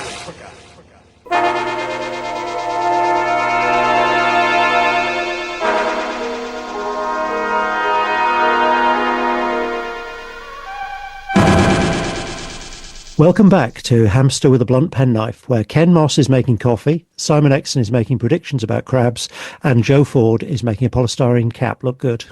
Oh, well done. Oh, that was less rude than the third one. But to be fair, episode 3 had far more spurting than episode 4 does, right? True. Peaked early. There's an enormous hole that sucks in everything in this episode, though. Did you notice?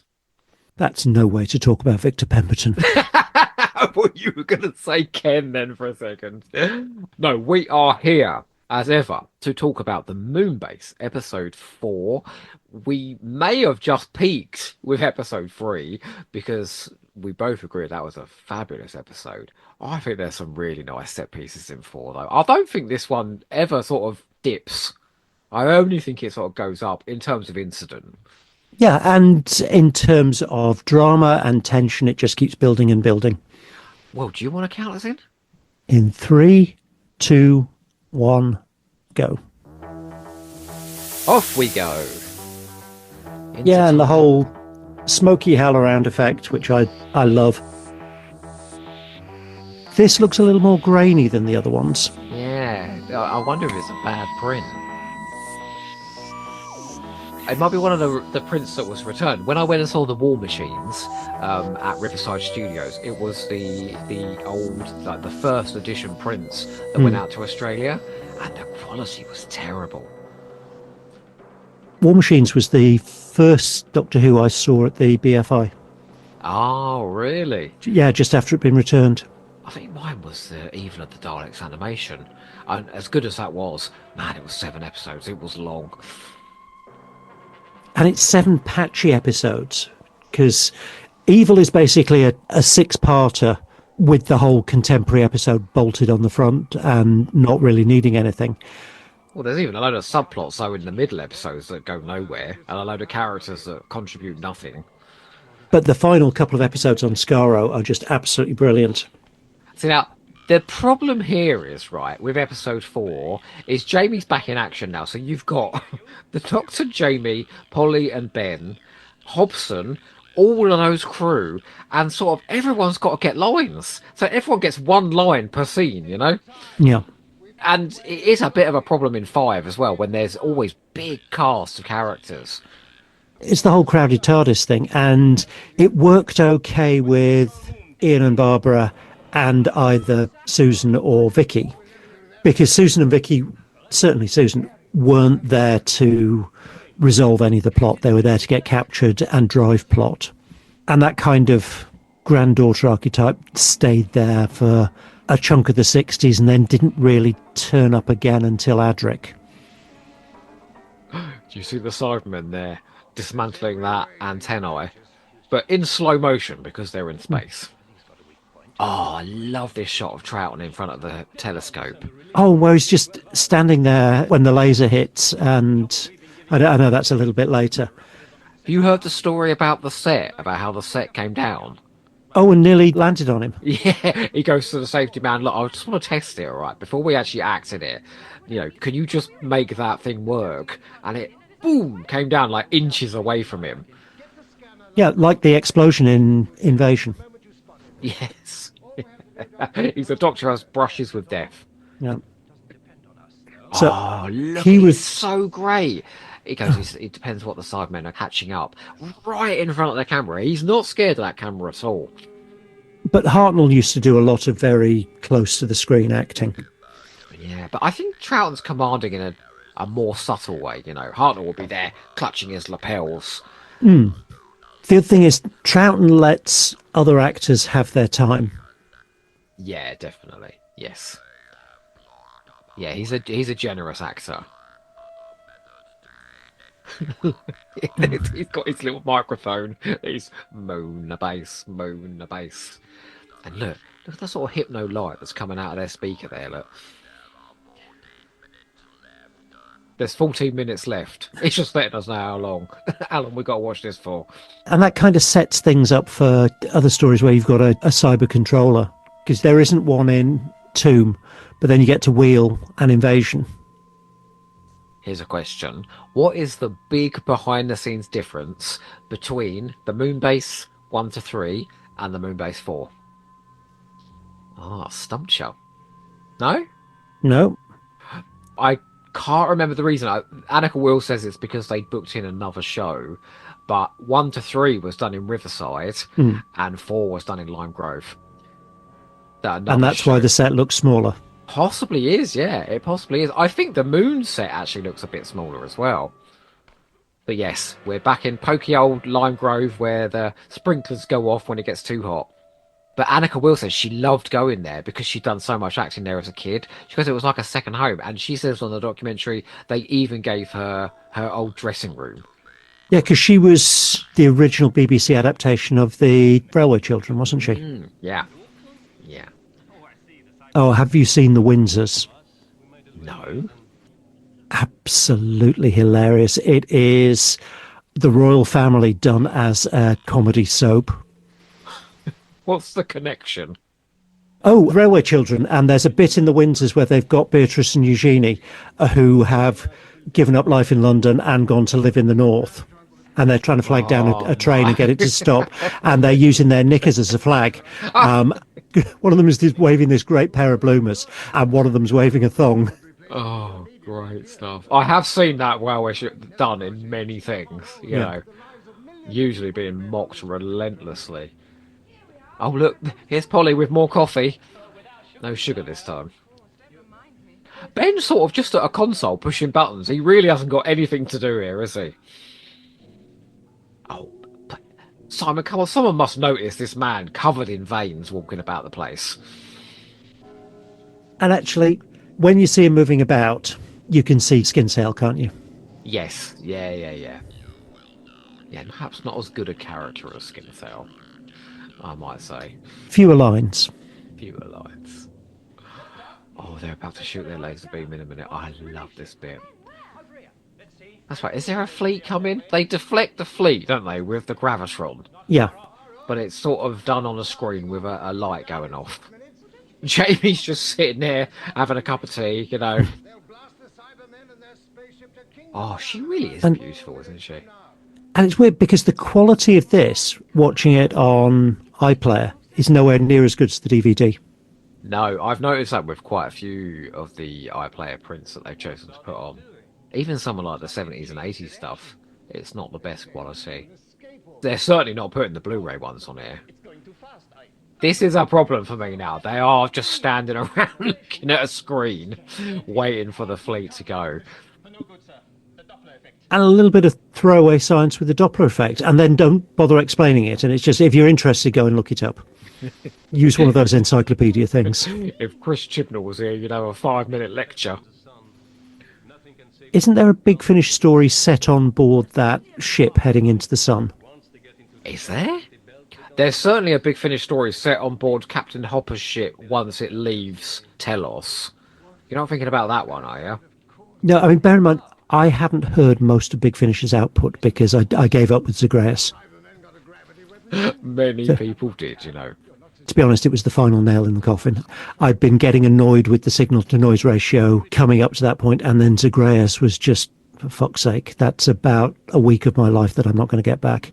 Yeah, well, speaking as somebody who listened to it recently for a podcast, it does not improve with age, despite what my other half might tell you.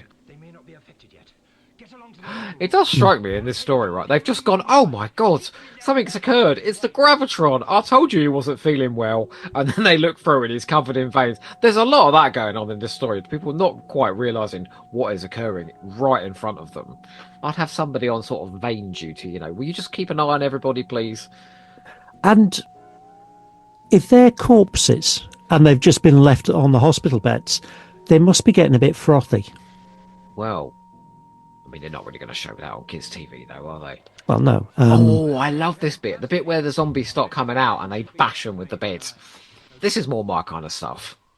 And this is where they have their spat as well, Ben and Jamie. No, this is after it. They have their spat at the end of the cocktail Polly, and I'm sure Polly's very impressed and all that. Oh, quick, ram him. Bush, straight in the gut. Oh dear, the wall did wobble a little bit there. Just Tell you what, Ben's trousers are a bit tight, aren't they? They're very nice. Yes, I do not object. If only we could have a quick gust of wind up Jamie's skirt as well, we'd be laughing. And well, anyone out there judging us, all right? You heterosexual people, you've had plenty of bums and tit shots in your time in Doctor Who. Well, I mean, have you seen Face of Evil recently? There's something for everybody in that story. I did mention this when we did it for Exton Moss, but if Louise Jameson had been showing the same amount of flesh as those male actors with their barely covering anything loincloths, the complaints would have lit up the BBC switchboard for 17 weeks. Are you objecting? Nope. No, just merely pointing out. And Thomas is quite pretty, you know, in that. And Leslie Schofield, actually. Oh, here we go. If you do not, we will destroy the base. Oh no, they've heard everything they said in the last half an hour. Just shoot your laser beams, come on. 3 was sort of full on action and drama, Yeah. right? This does have a more relaxed pace, and so 4 than the other. Oh, shit, now what's going on? Have they punched a hole in there? They have. And it's please adjust your own your own mask before helping others. Oh, that's nicer. This is all done on film. You can tell, can't you? Because Yeah. of the quality of the. So this is what Ealing. No, and then that's video. So this has been cut in. It's been. Yeah, this particular bit, because they'll have needed something that could pull that jacket through. And then you can see the plastic wobbling. Yeah, and you can see the string at the other side pulling it through. Oh, well, never mind. Oh, here we go. The coffee tray. Yeah. Yeah, Jason Thompson tells me with some authority that absolutely this would form a vacuum. Yeah, vacuum would hold it in place. So all of you people out there that judge the story on the coffee tray, shame on you. Oh, he's got his neckerchief back on, look. Benoit. It would need to be surgically removed, really, wouldn't it? He wasn't wearing it when he went outside. Or it was tucked inside. Oh, Polly, she didn't get any oxygen. She's having a terrible time. Well, she did, because the doctor got hers after he helped himself to his. I mean, I'm not the most scientifically literate person, but even I would know, actually, we've got this enormous weapon, the Gravitron, that can do huge, massive differences to the weather. Why don't we use this to defeat the Cybermen? I know that's where they get to eventually, but it does take them a little while. But what they're getting to at this point is just reacting to the situations. They've dealt with the Cybermen invasion. They've dealt with Evans turning up, and now they're taking him back to the sickbay. It's all react, react, react. And then it's only really at this point, why has he just poked that up his armpit? Oh, dear. He's going to nab it for his chest. No, that chest in the Abominable Snowman. He's going to shove it in there. Yeah. Does the you said you're a massive fan of 62, so you don't mind the pace of it then when it is a little. I mean, I don't think this is too slow, this one, but a lot of 62 is quite measured in its pace. But it gives the story time to breathe. I mean, we did this with The Web Planet. It isn't fast-paced. You've got 25 minutes that can be, at times, just slow and atmospheric and looking interesting. And you get interesting character touches that the modern stuff, because it all has to be so condensed down. Do you think it's too fast now, then? All of it? I think it misses out on having the ability for characterization. I think it misses the ability to set up with ambience and suspense in the way Classic Who did. There's just no room in the new series for the old-fashioned episode 1, exploring a place and building up, that creeping sense of terror. It's just boom now, isn't it? Straight into the story. Good grief! And this and the effects on it are really nicely done. It sort of bounces off the top of the Moonbase, doesn't it? Have you ever been confronted with a gun that large? Have I had a gun pointed at me? Yeah, but not really properly. Oh. When I first moved to Belfast, it was before any of the ceasefires, so if I walked home from the city centre, it'd be about an hour's walk, and I'd just stick my Walkman on, and I would almost always get stopped by army patrols, and they always had guns, but you just got used to it. I mean, I was talking about cock, but thanks for the story. I realised. You're welcome. I ignored it. Well done. You're learning. Come on, that's it. They're figuring it out. They're going to use the Gravitron. I do. Oh, man, I love it, though. I love sending the Cybermen off into space. And I like to think that those Cybermen are just there, floating through space. Well, as you see, I like to think that he's decided to have his revenge, and he has sent them on exactly the same flight path into the sun as they sent the Earth shuttle. Oh, that's grisly. And all he would have to do is flick the fast return switch, and it would go back to the previous settings. There's 10 Cybermen there. I don't think we ever see that many Cybermen again. Are there not more coming into shot now? 1, 2, 3, 4, 5, 6, 7, 8, 9, 10, 11. 11 Cybermen. That's pretty impressive for Doctor Who. I mean, it ain't Lord of the Rings, but, it's still 11. I mean, do we get that many in things like Silver Nemesis? 7 or 8, I think. And certainly even in the invasion, when they come down the stairs, there's only about 6 or 7 there. There's not that many. And there aren't that many in Earthshock. They're well staged. Well, no, it appears because they keep repeating the screen, don't they, in Earthshock to make it look like there's an army. Yeah, and they do something similar in Wheel in Space. Do you see Trout on there grabbing hold of that ball, trying to yank the gravitron down? Oh, now this takes some acting. Heave! Come on! Oh, of course it won't work. The angular cutout. Come on now. Yes. So obvious nobody had thought of it. There we go. I've turned it off. Right, get it down. I did love a minute ago when they're saying to Polly, tell them to bring it down, and she's there in the window going, down. Oh, dear. Oh, watch this. Watch the Sidemen count up. And the sound effects here is going so...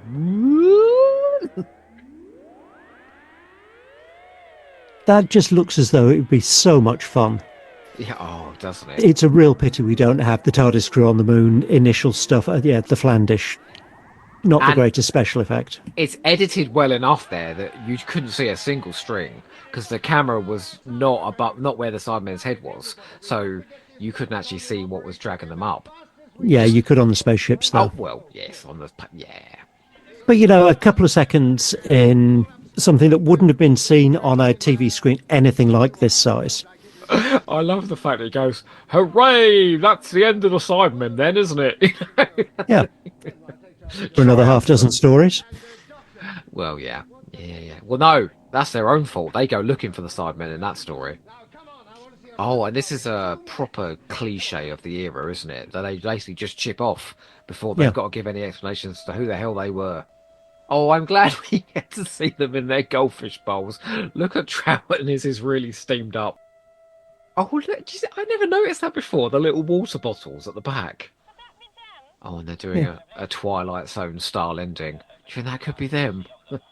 And hopefully it's the last we'll see of them, unless they're really popular, in which case we'll keep bringing them back and bringing them back. And then do they repeat the shot of the TARDIS from above here? Oh, they don't. When it lands, Morris Barry does one from the gallery, looking down at the top of the TARDIS, and it looks gorgeous. Now, Simon, let's have a look at the time scanner, shall we? And see what's occurring in our future. Crabs. Oh, excuse me, I've heard your partner's properly sterilised and so's mine, thank you very much. I think we'll be just fine.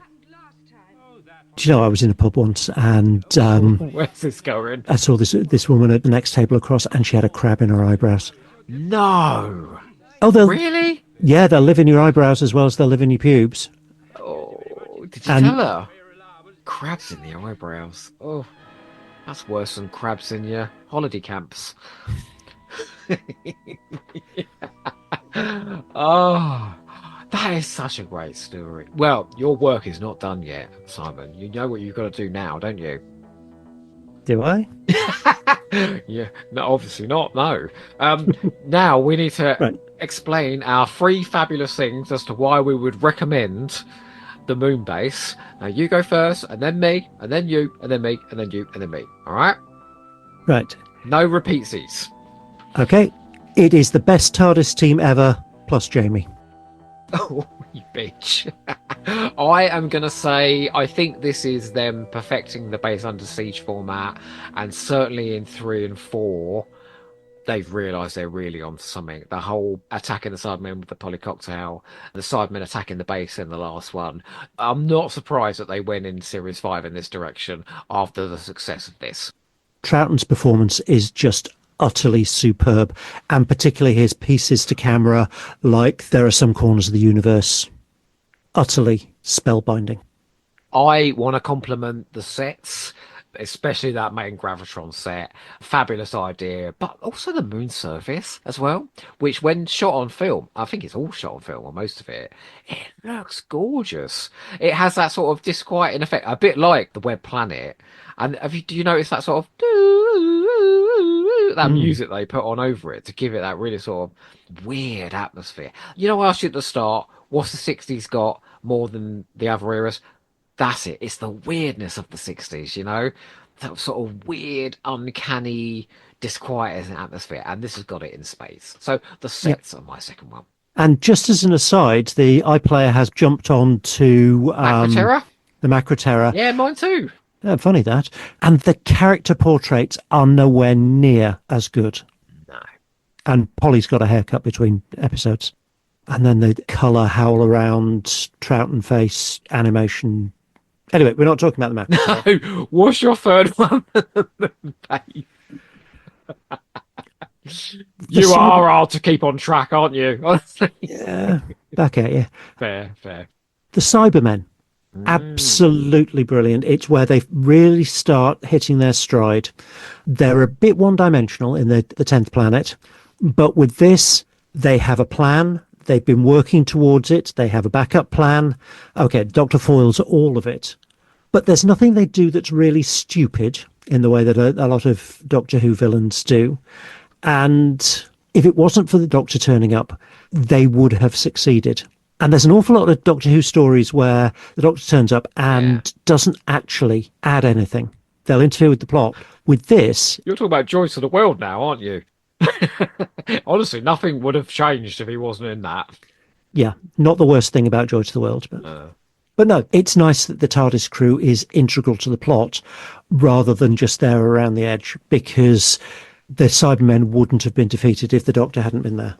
And my third thing is, it's going to sound like a backhanded compliment, because I think we have moved away from possibly more sophisticated storytelling in season 4. We're going for sort of what's cool, yeah? But what's cool gets kids on seats watching Doctor Who. Yeah. And they just do tons of it here. You've got a moon base, you've got Cybermen on the moon, you've got zombies in the base, you've got people flying through the atmosphere, you've got the Polly cocktail. It's just one very, oh, Mum, did you see that? Moment after another.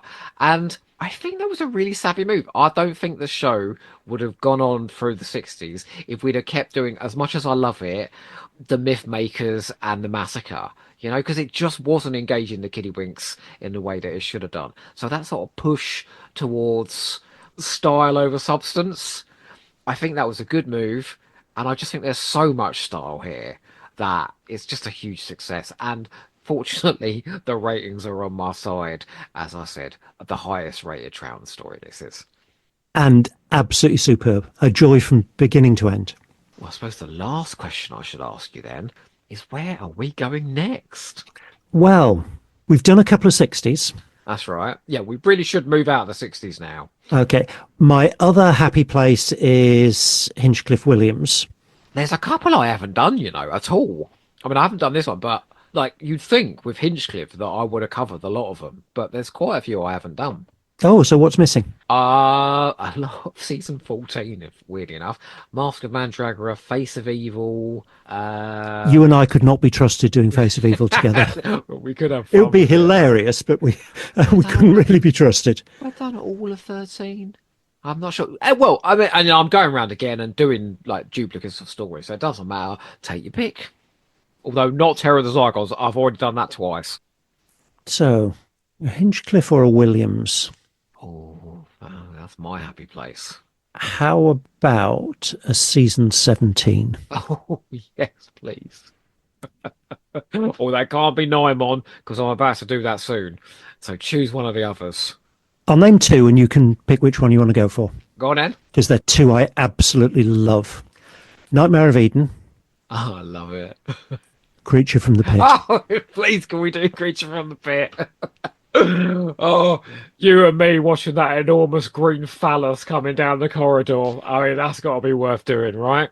Absolutely. What is it? The past? No. Oh, what's the line that Organon says? He goes, the past foretold, the future. Oh, I can't remember. But he says the present apologised for, which is such a great line. It's a really witty story, isn't it? Creature from the Pit. Yeah, and some amazing performances. Eileen Ray is just... Okay, it's all a bit pantomime.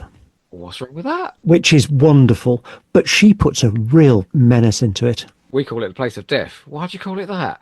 because anyone who goes there is automatically condemned to death with an absolutely straight face.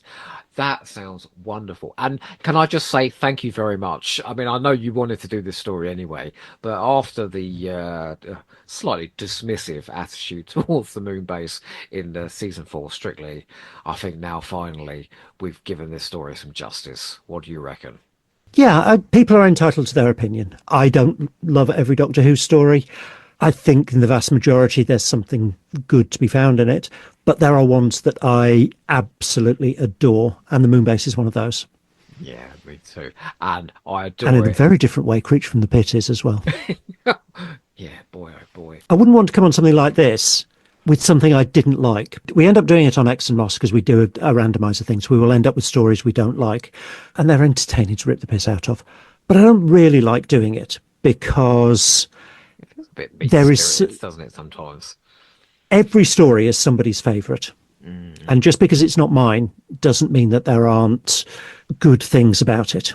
The only time when I throw that rule out the window is when I do the Strictlies, because then it's a debate. So it's usually two people going at a story, love and hate. You know, that's where your conversation lies. But mostly when I'm doing commentaries, I like bringing on people to talk about stories that they love. Yeah. Because there's someone that loves everything. Even someone did Underworld, for God's sakes. Episode 1 of Underworld is great. I think so too. Really good. 2 and 3, it's obviously CSO overload and repeat shots of wandering around their caves. And then when that thing takes its hood off, good God above. Yes, there are some phallic moments in Doctor Who. But the story had potential. Episode 1 and on board the Minion spaceship and the regenerations, that's really good. Yeah, but I agree. I think it falls off a cliff in episode 2. Yeah. But that will not happen with Creature from the Pit. So until you and I explore a dark cave and are assaulted by an enormous, glowing, green, well, cock. Thank you very much for your time tonight. Well, thank you, Joe. That was a pleasure. A hamster with a blunt penknife would do it quicker. Hope you enjoyed that, and thanks to Joe for letting us share those recordings. Next time we conclude our Moonbase mini-season by looking at episodes from Star Cops, Space 1999, UFO and Moonbase 3. Until then, thanks for listening. Ta-ta. The Exton Moss experiment featured Simon Exton and Ken Moss. All featured soundtracks are the property of their respective producers, and no infringement of copyright is intended. Title music was performed by the BBC Symphony Orchestra, and the programme was produced by Maverick Productions.